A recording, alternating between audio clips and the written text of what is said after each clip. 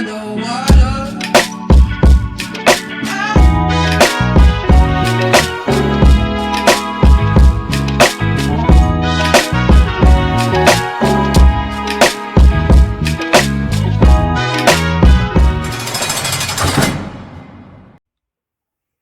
Y'all know what's going on. It's time for another episode of Doing Time with Joe. I'm your host, Joe Baker, and welcome to the season finale of Top Earner. Let me get you caught up real quick right now. Leroy is in jail.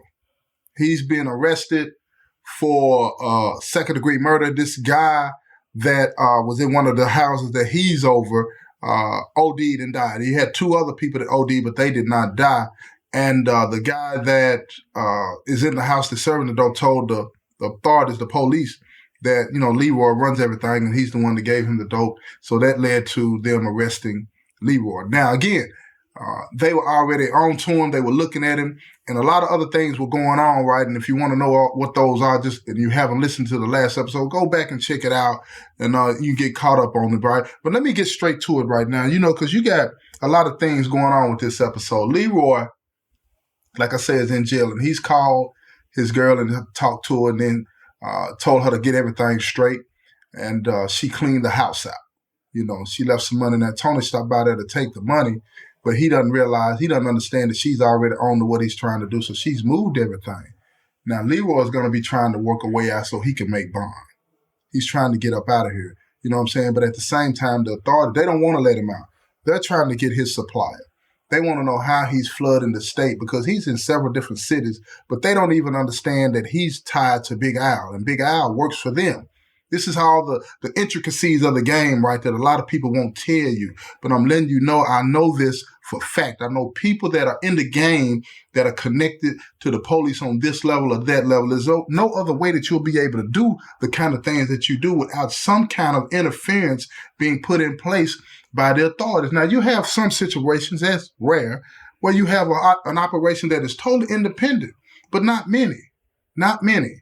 Somebody's getting paid to do something, and that don't mean it goes all the way to the top. It might just be a traffic officer. It might be somebody that lives in the county that might just be related to somebody that's hustling, and they give them a tip and say, look, man, you might need to watch yourself. It might be any of those types of scenarios, right? But there's a lot of things going on in the game where a lot of people don't even see what's happening, right? When they have these situations where they fall on hard times and then they step into the game, you don't even understand what it is that you're stepping into.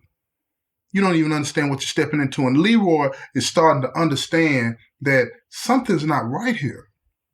Something's not right. He was doing everything right, but he didn't understand there ain't no right way to do wrong. But as far as the game was concerned, he was being cool with everybody. He took care of his business when he had to. He was serving people good quality dope. He was doing all of these types of things. But at the end of the day, when Uncle Sam came knocking, then people started talking. And in the game is one thing that you can't have. You can't have people talking. If people are talking, game over. Game over. That's just what it is. Now, Leroy getting ready to go up for a bond hearing. And Crystal, she's got him a good lawyer, you know, and he's down there trying to argue the case for him, talking to Leroy, letting him know what's going on and how it's going to work in court, because he's never been in court. He's never been in court. So when Leroy goes in front of the judge, the judge is familiar with who Leroy is. He remembers him from high school. Like I say, he had an outstanding reputation, you know what I'm saying, especially in the city that he was in, but he was known outside of the city as somebody that was promising and had potential to make it to college. And you never know what happens after that.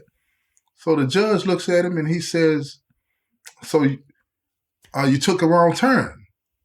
Leroy just nodded his head. He didn't speak. He said, good morning, Your Honor. And the DA is on the other side. He's looking. He said, Your Honor, we're here for a bond here. And he said that we're requesting that he be held without bond because he's a flight risk. And now when they say stuff like that, they're really trying to get the bond to be high if it's a situation where there can be bond. And in drug cases, they can get a bond unless it's like a kingpin type of thing and all of that old kind of stuff, you know, like El Chapo. Now, Leroy, he was up there and he was doing a lot of things, right? So here's the thing. When the judge considered whether to let him have a bond or not, he said, I'm going to give him a bond, but it's going to be a high one. And it's going to be a cash bond, and he's going to have to put it up You know what I'm saying? And work that out with a bondsman. Now, the problem with that is that a lot of times when they do that, the feds are watching. They want to see if he if he could come up with this money, because they know your asset. They know what type of assets you have, and if you had a capability of making a bond like that. And Leroy didn't have the capability of making a bond like that because, he was stashing the cash. And if he gives up all this cash, his bond was $250,000, right? Now, at this time, he's not charged with any drug charge. He's charged with second-degree murder. And he can get a bond on the second-degree murder. First-degree murder, they can say no, at this time, back in the day.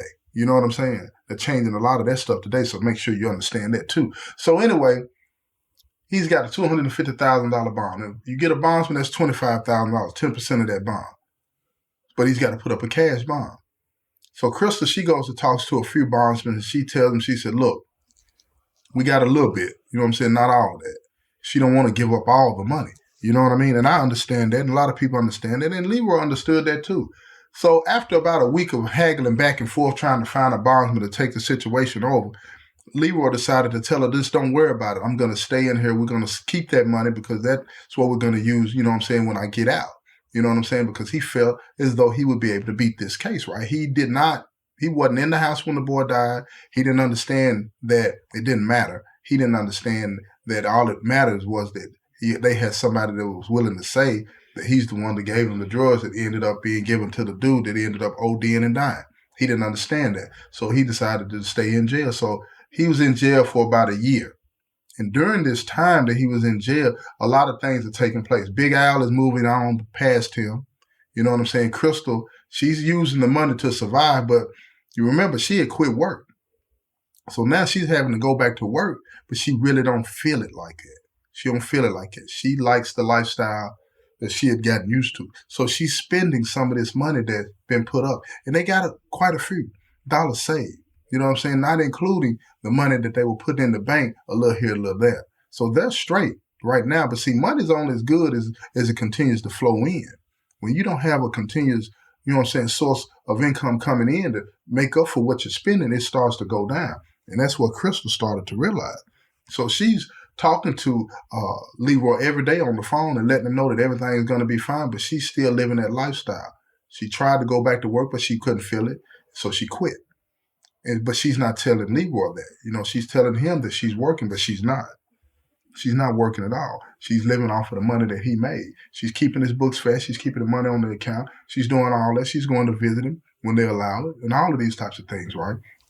So here we go. Tony's still on the scene, though. Tony he pops up because he's starting to look, at what Crystal is doing, and he's knowing that she has to have some money somewhere else put up because she's not working. So he's always on the scene harassing her, trying to get her to give him some more money, but she's sticking to the guns and not doing it because she wants to live the lifestyle she wants to live. You know what I'm saying? And she threatened him. She tells him, she said, look, if you keep on pressuring me, I'm going to go to the police. I'm not in trouble. I don't sell drugs. This is how she's pushing back. So she's learning the game. Even though these are empty threats, she's not going to the police. She's not going to do that at all because her soon-to-be husband or fiance, let's say that, is the target, and looking like he might be going to prison. So she don't want to have any contact with the police at all, any way, shape, or form. So here comes the trial date. Now, before the trial, Big Al pays Crystal a visit because he knows that she's going to be at the trial and she's going to be sitting behind Leroy in the courtroom and during the whole process. And he wants to make sure he gets a message to Leroy. And he tells Crystal to tell Leroy, remember, in this game, don't talk. Now, Leroy's not messed up with that. He's not even thinking about talking or anything like that. But Big Al knows that he's about to go down. Leroy thinks that he has a shot. He's going to win and get up out of there.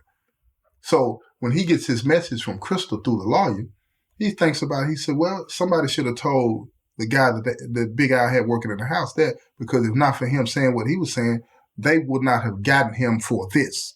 Now, the guy in the house would have gone down, but still, it would not have been Leroy. But he sits at the table nonetheless, and he goes through the process. And the trial is taking, a little time because it's a lot of witnesses that they're calling in that really don't have any bearing on the case. And then they finally get to the guy.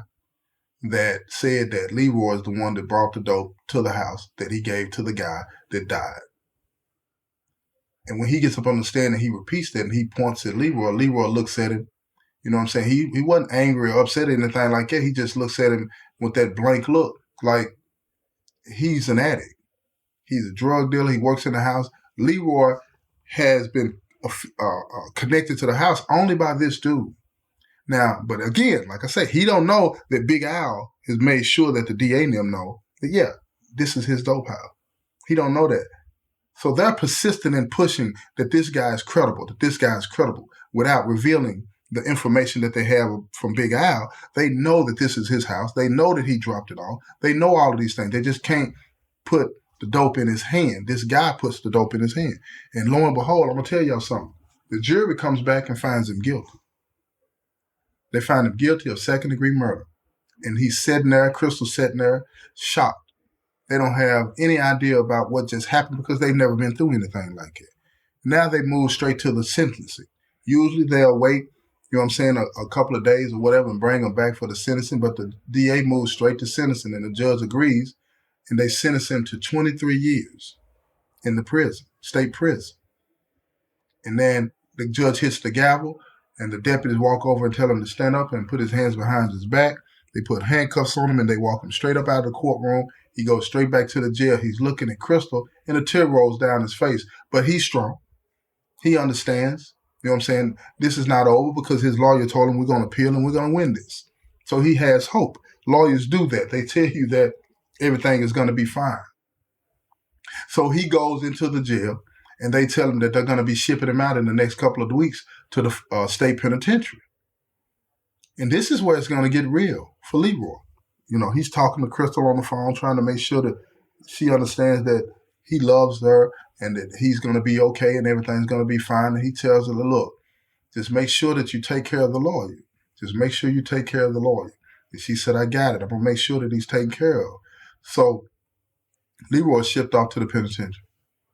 He shipped off to the penitentiary, and it's rough because he's never been in that type of environment. I'm talking about psychologically, it's rough for him because he's trying to adjust to being confined, adjust to being locked up. Remember, before he got involved with Big Al, he was never involved in the criminal world. This man went from high school to working in a factory and had worked there for several years before he got laid off. He doesn't have any clue about this stuff. You know what I'm saying? He didn't have friends that were locked up that he still associated with. He didn't have any clue as to what he was about to face. So when he walked into the prison, he saw a lot of faces that were familiar to him. But see, these faces were the faces of people that he had sold drugs to.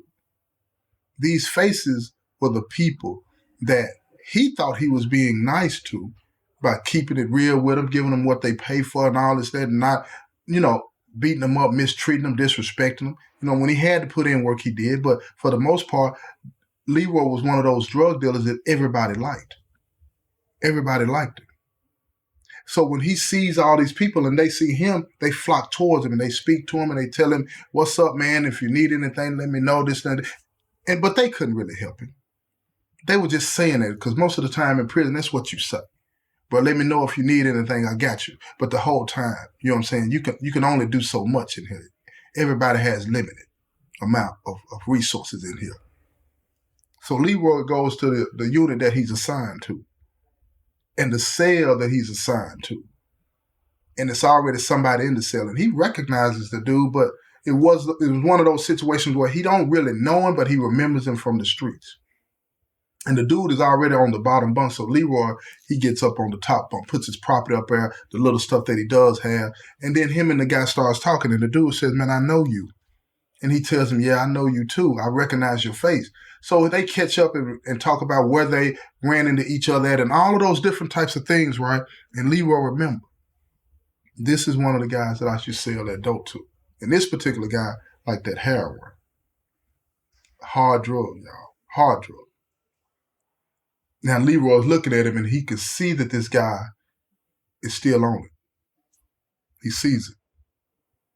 So the guy's looking at Leroy, and he's thinking, like a lot of people in the penitentiary, when a drug dealer gets locked up, oh, that's a good thing. for the penitentiary economy, because he's going to potentially, most of them anyway, start having stuff sent in and brought in to him. And that's going to benefit all the people that get high. So dude is real nice to Leroy. He helps him out and tells him how everything works, and he tells him, how to get this and how to get that and all of these different types of things, right? So when he steps out of the cell, Leroy, he makes up his bed and puts all his stuff on the shelf, all his soap, toothbrush, all of that kind of stuff. He puts all his clothes on the shelf and just kind of gets ready for, settling in, right? So after he finishes, he comes out and he goes and calls his Crystal. He calls it, I'm going to say his wife, which they're not married yet. He calls Crystal. He tells her he's at the prison. He knows that a lot of people that are there, that he met from the streets, and he's going to be fine. He's going to be fine. And let you know that, what she has to do to get on this visitation list and all of these different types of things that you do. All the things that you do when you first get to prison. So he does that, and she takes care of the business and sends the paperwork in. But when he gets off the phone, he goes back to the cell. And a lot of dudes, are watching. A lot of dudes are watching. So some of the guys bump down on him and they ask him, what that is. They want to know if he's affiliated. And he tells them, no, he's not affiliated. So they look at him, they look around the cell and all these things. And keep in mind, Leroy, like I said, he wasn't a slouch or anything like that, but they did him the same way they do everybody else. They looked around to see if there was anything in the room that they could take.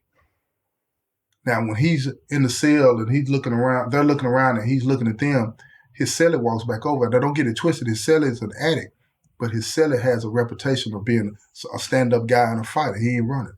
So he asked me, he said, what y'all looking for? And they look at him and said, man, we just looking around, see if anything in here we can take. They just tell him boldly like that. Now, Leroy's standing there like, take what? Ain't nobody taking nothing from me. So his cellie, the addict, pushes past them and now he's in the cell with Leroy, and he tells them, look, man, y'all get on up out of here, man. Ain't nobody taking nothing in here, man. There's blood on all this. You feel me? And when a person says that, what that means is you're going to have to get it with your life. You have to get it with your life. Ain't nobody taking nothing. And now, don't get it twisted. It's not that they were against it. They just said, another day.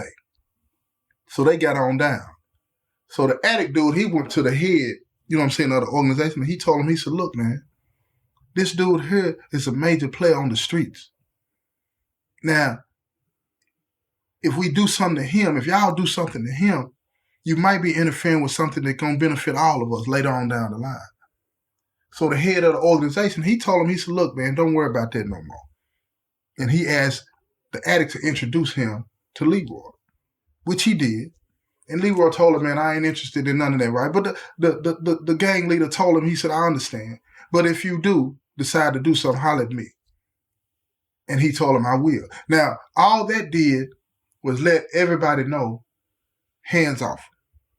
This dude is one of us. He's a street dude, which he wasn't. They didn't know that. But he had been stamped by this addict. I'm telling you now, people that get high are often looked upon by people as they word ain't none of this and that. But I'm telling you, certain people that get high, when they say something to other people, man, they take it for law. And that's what happened in this situation. But Leroy had no intentions of getting back in the game, in prison or out of prison. He had made that decision that he was done with all that. So at the end of the day, what happened was simply this. Leroy went back to the cell and he talked to his cell and he let them know he's not going to be doing anything and he's just trying to get past that, right? And his cellar was like, I understand. So at the end of the day, when lockdown came, they talked, they shared some memories and all of these different types of things. And at the end of the day, Leroy thought, I might be able to do this. Weeks go by. He's gone to visit. He's seen his wife in the VG. Everything is fine. She's paid the lawyer some more money to work on the appeal. Everything is looking good. And she tells him that, she's working, which is a lie. And she's still spending the money, but she's trying to be frugal. You know what I'm saying? She's trying to be frugal because they got a lot of it. But at the end of the day, ain't no more money coming in. And he tells her, look, just be careful. You know what I'm saying? We're going to need some money when I get out. Now, again, he's got money put in the bank, but he's got more money stashed in those shoe boxes that she's moved to her mother's house. I'm talking about hundreds of thousands of dollars put up that she's living off of. Her parents don't even know that the money's in her room, put away. So the time is rolling by. The time is rolling by. And his cellie, one night, his cellie was in the room and he could hear him, because Leroy was on the top bunk, his cellie on the bottom bunk. He could hear his cellie sniffing like his cellie, and he kept sniffing. So Leroy leaned over and he looked down and he saw his cellie. He had a little piece of paper and he was picking up something off of the paper and then putting it up to his nose and then snorting it in his nose. He said, "Man, what you doing, cellie?" He said, "Man, I'm trying to get right." His cellie was down there snorting heroin, right? And when he finished snorting the heroin, he started nodding.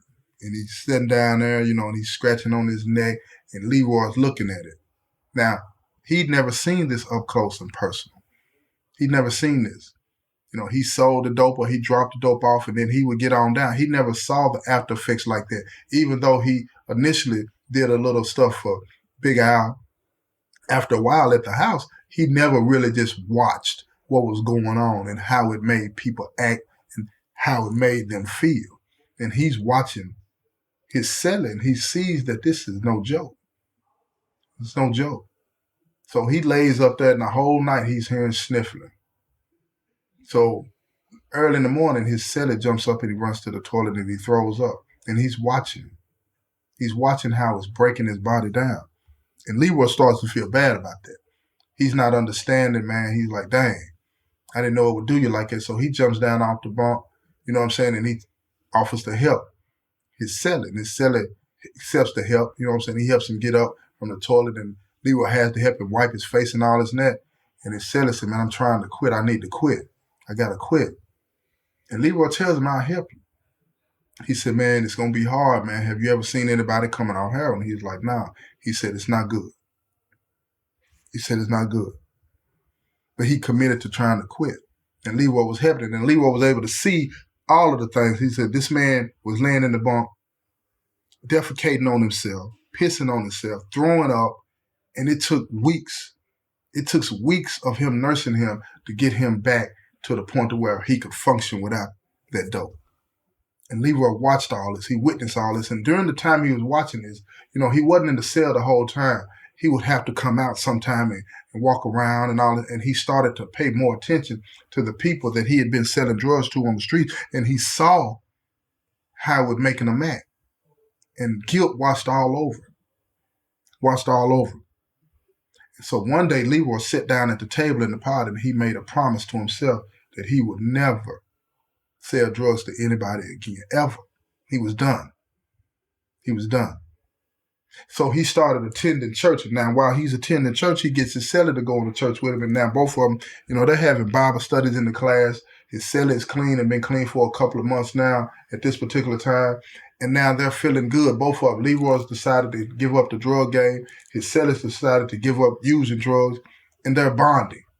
And they're getting close to the point to where, they feel like they're brothers. It happens fast in here, especially when you're living with somebody and you start to share those stories of your life where you see the similarities, and the pain and the struggle. So now they're kicking it, they're breaking bread. Leroy's making sure that enough money is being put on his account so he can buy enough commissary so both of them can eat. Then he would also put money on his seller's account to make sure that he could buy stuff. So they were gelling. And they were bonding. And they got real close. The first year flew by. Now, Leroy's gaining a reputation around the prison, not as a drug dealer because he refused to get any drugs in, but he's getting a reputation around the prison as what they call in here a Bible thumper.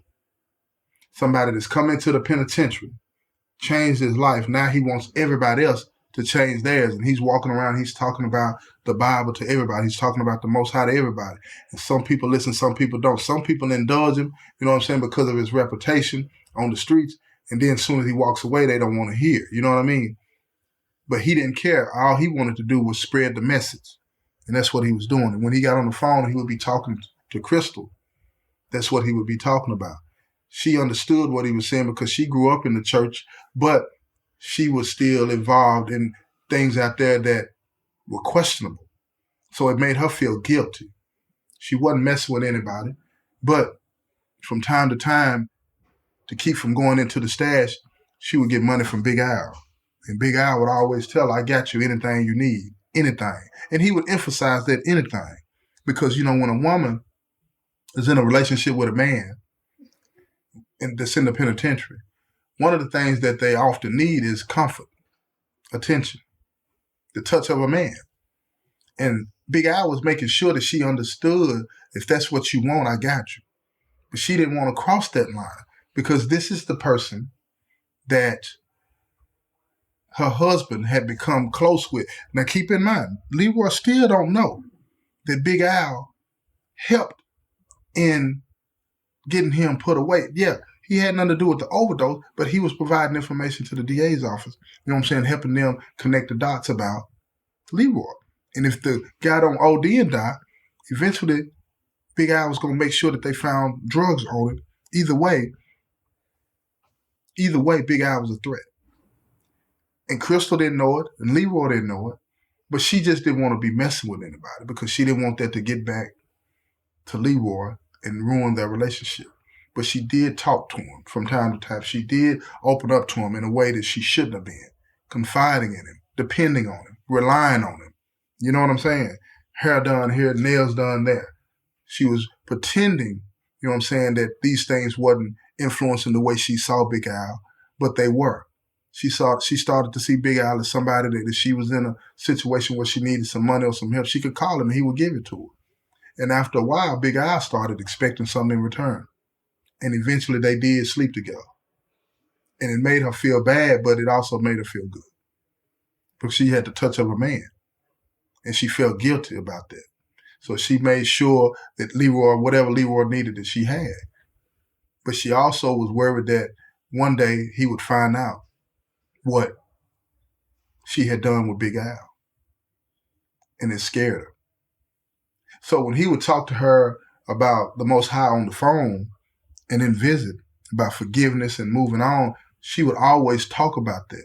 She's like, yeah, everybody talks about forgiveness, but some things some people won't forgive. She never went all the way and told him what it was she was talking about.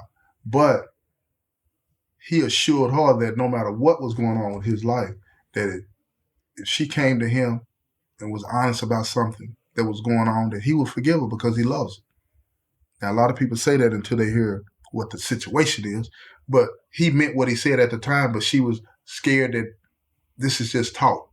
This is just that talk that people do when they go to prison. So now another year has flown by. She's still seeing Big Al. Some people in the streets are seeing that her and Big Al are around each other too much. Big Al is dropping by her mother's house, when nobody knew where she stayed. So it's becoming like this unofficial, official relationship. And now people are starting to talk. And then when people start to talk in the streets, it makes its way into the prison. And it made its way to Leroy. But when it made its way to Leroy, Leroy didn't say anything to Crystal when she came to visit, nor when she called. He wouldn't say nothing. He wanted her to tell him. So he kept that close to his chest. He didn't say a word about it. But he knew something was going on because that's what everybody was saying. They were telling him this. Now, but he was really sincere about changing his life and being the type of man that people could be proud of and that Most High could be proud of. So the second year goes by. And then that third year goes by. And he gets a visit from his attorney. And lo and behold, when he gets a visit from his attorney, he gets good news. He gets good news. His case has been overturned. He appealed based on the testimony that was given by the guy that said that he was given the drugs by Leroy. There was no actual evidence to prove that. They had no surveillance. They had no pictures. They had nothing to prove that. And that this guy's testimony was in question because it turns out that it was a Brady violation. And let me explain to you what a Brady violation is. A Brady violation is when the state uses an informant or a witness to testify that has been used in the past and that information is not disclosed to the defense. This guy had been used in other cases and they didn't disclose that to the defense so that they would have the opportunity to challenge his credibility on the stand. The DA knew this, but the DA didn't disclose it to the defense. That's a Brady violation, and a Brady violation is an automatic dismissal. Automatic dismissal. So his case had been dismissed, and the lawyer came to let him know that they're going to be releasing him in a couple of months. After everything gets processed and all this and that, he's going to be released. So he calls home and he lets Crystal know the good news. She had already heard, the lawyer told her first. She was excited, but she was terrified at the same time, because now it was going to be up close and personal. She had to make a decision between Big Al and Leroy, and Big Al was putting pressure on her because Big Al had started to develop feelings for her. And that's where I'm going to end the season finale, right there, y'all. Right there. So you're going to have to tune in next season to hear about what happened with Big Al, Crystal, and Leroy, because Leroy's about to be released from prison. You understand? I told you it was going to be good. This has been another episode of Doing Time with Joe. I'm your host, Joe Baker, and I say peace, y'all.